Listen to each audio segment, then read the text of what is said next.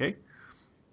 Well, it's good to speak with you today. I look forward to hearing your views on logistics and the state of logistics internationally in different locations around the world.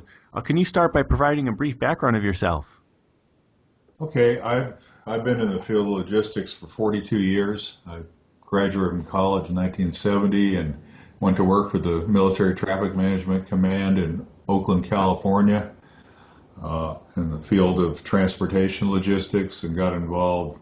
Initially, I started with rate quotations, then I got into rail routing, then truck routings, air routings, and then ocean routings, and actually became the resident expert on shipment of oversized, overweight, hazardous materials.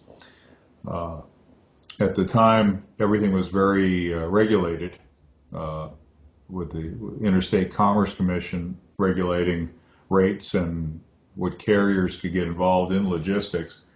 And internationally, there was regulations as well. Um, but I left the government. I went to another part of the government, which was the General Services Administration in 1974, and headed up the distribution of for the whole Midwest, 7-state area, for all the different supplies and things that the government used to support its own internal functions. And then I went on after that in 1979 to go to work for Eastern Airlines, which at the time was the largest U.S. airline in terms of revenue.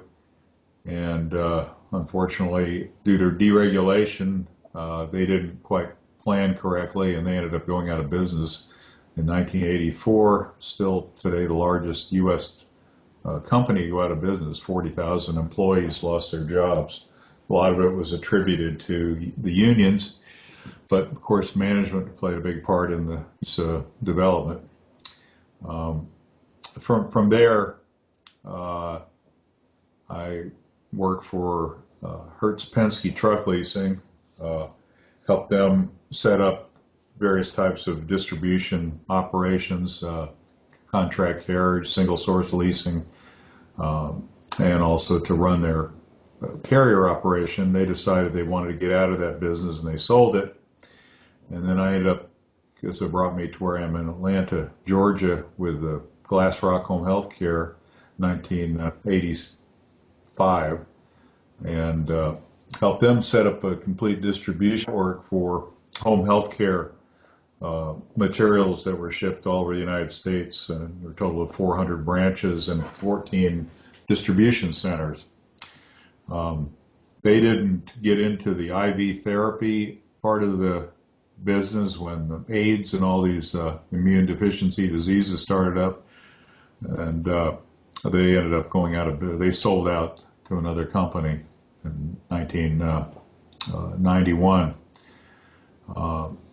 I then went to work for Sunbelt Coca-Cola, and as the head of fleet and transportation for them for about 2 years, until they ended up selling out to another bottler in North Carolina.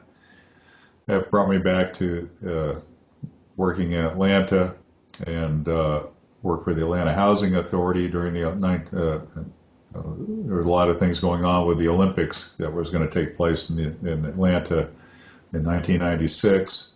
And then after that, they started shutting down the public housing and got into a Section 8 housing. And then I went on to 7 up through now. For the most part, I've been a project manager and consultant for various companies, starting with Burnham Service and Corporation in 1997.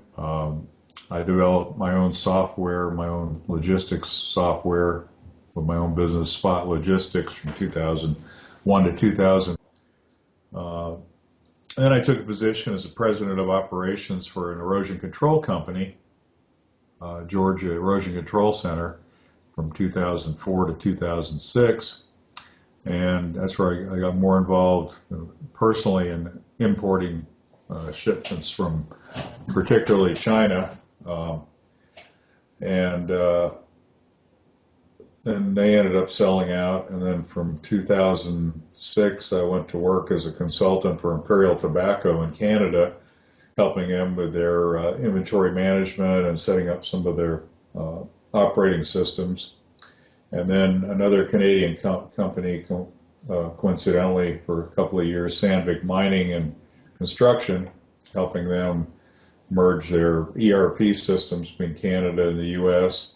and putting in a quality management system for them. And then 2009 to 2011, I worked for AT&T as a consultant with their need for property access rights with their new TV and video services. And then I coincidentally got this project with Amona to implement a foreign trade zone for them and to straighten out their logistics operations. So I basically going lately from one project to another, working for different companies. I've done a lot of projects kind of in between there for companies like Steelcase Furniture. I did a big project for UPS. UPS, I actually created their, I'm trying to get a page here. I created their contract management system for UPS, and I've done a variety of different types of audits, analysis, different operational improvements for a lot of different companies. So that kind of a lot of background, but I've had 42 years in it. Great. And can you talk about the state of logistics competitions with other countries such as China and India compared to the U.S.? Yes, I can, and I really been following it pretty closely in a lot of ways. It seems to me, in my opinion, that China is ultimately going to take over as a leader in logistics from the transportation standpoint. India on the warehousing end of distribution. They're both advancing very fast and taking advantage of all the technology that is available. And I see the U.S. falling behind in that regard. When you look at business environment, for instance, and this is pretty factual, I believe, management recruiters that recruit for different companies all over the world, I got to think 90% of them are from India. And they are very qualified people. Most of them are well educated as recruiters, have master's degrees, and they know a lot about IT and a lot of different parts of business. And they, I think, virtually are running most of the IT departments in a lot of big companies now. China, for instance, my wife happens to be from China, and I've gotten to know a lot of Chinese people and have some relatives of hers that have been here, and I've learned a lot of different things. But I know that in the field of math and science, the Chinese are way ahead of us. They're, for instance, Georgia State University here in Atlanta, the entire math department is made up of Asian people. Not all Chinese, some are from Korea, Japan, Vietnam. But even the professors and all the students are basically all from Asia. Nursing schools, primarily Asian people, at least in this area that I'm familiar with. My stepdaughter just finished a nursing school at Georgia State. My point is about logistics is that I've seen in dealing different companies far more professionalism in dealing with the foreign companies than the domestic ones here. They're more service oriented. They can compete on prices better because they really focus on how to run businesses correctly. They're not bloated with a lot of bureaucracy like a lot of American companies have.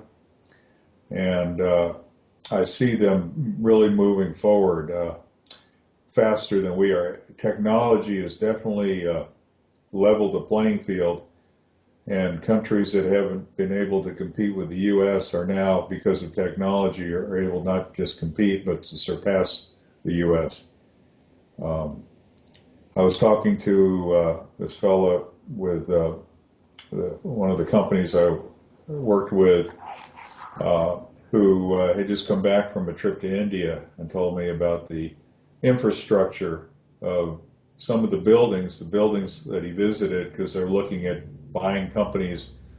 They're a private equity company buying companies in India like they've done in China, because they see India really progressing. And from the outside, the buildings look like they're falling apart. In some cases, they do. But when you go inside, he was absolutely amazed at how well they have mastered the technology when it comes to logistics and key performance indicators, and to be able to have complete visibility on what's going on within the operations minute by minute. And a lot of these U.S. companies still use their claim to fame is they use Excel spreadsheets and have gotten off of the 3x5 cards. And despite the fact that we have the technology that started here and a lot of it developed here, it's not being used here like it should be. The other countries are demonstrating how the technology can be used. Korea, China, India for sure. Another factor, may not necessarily be a popular type of thing to say, but as I started in my field of logistics back in the 70s, there was a lot of really, really good professionals that really took the profession seriously. And as a lot of companies and businesses started reducing to try to survive, they got rid of a lot of the top managers, and they would replace them like with a secretary or a lower person, thinking they can do the job as well. What I think is what sort of happened is other countries don't necessarily have the same kind of rules like we have in this country, where we're really big on equal opportunity and advancing people that didn't have a fair opportunity. Other countries don't look at it that way at all. I'll give you an example. I've flown on Delta Airlines quite a bit. I used to work for Eastern, and I've flown on foreign airlines like Korean Airlines. And it's completely night and day between the two companies. The Korean Airlines flight attendants, they all look like models out of a magazine. The U.S. airline flight attendants, because of age discrimination and all these kind of things, a lot of them are 50s, maybe 60 years old, but they're still working, which is good for them. But they don't have the appeal a lot of the foreign airlines do, and then the service isn't as good, and you usually get a better deal, and they'll take more than one suitcase from you without charging you an arm and leg, and it's just a better overall operation the way they operate as a comparison. And my point being is that a lot of this upward mobility which we have here, which has been a good thing in a lot of ways, it has kind of stifled our ability, in my mind, to compete with other countries that don't necessarily view human rights the same way we do.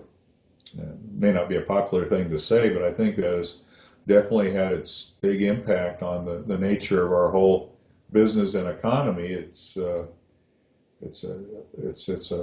cultural development that we have here that is not up to speed with countries that used to be far behind us. I don't know if you've heard this from other people, but I mean, I've lived through it and I've seen it, and I know it's a fact. So. Thank you, Scott, for sharing your views. Do you have any final recommendations or a conclusion? Well, what I would suggest, I guess,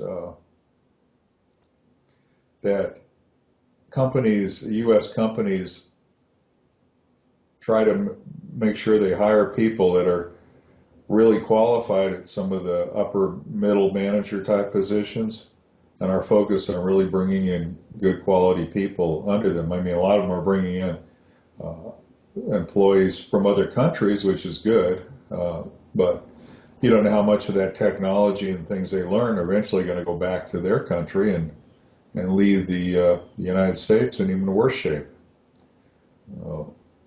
I know it's an overall educational issue in this country. The country spends more money on education than anybody, but has like the 28th best education system. So it's a problem for the entire country, let alone the companies. Thank you, Scott. All right.